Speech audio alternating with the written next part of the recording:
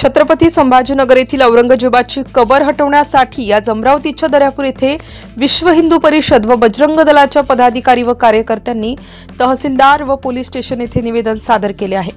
यात कार्यकर्त्यांनी आरोप केला आहे की औरंगजेबाने आपल्या काळात हिंदू धर्मीयांवर क्रूर अत्याचार केले, त्यावेळी अनेक मंदिरे सुद्धा उद्ध्वस्त केली। तसेच धर्मवीर छत्रपती संभाजी महाराज, गुरु तेग बहादूर आणि अन्य धर्मगुरूंच्या हत्या घडवून आणल्या।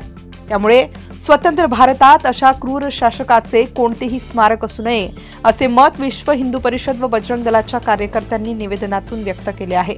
जर ही कबर लवकरात लवकर हटवली गेली नाही तर संपूर्ण हिंदू समाजाच्या उपस्थितीत छत्रपती संभाजीनगरकडे कारसेवा करून ती कबर काढून टाकण्यात येईल असा इशारा सुद्धा निवेदनाच्या माध्यमातून देण्यात आलेला आहे।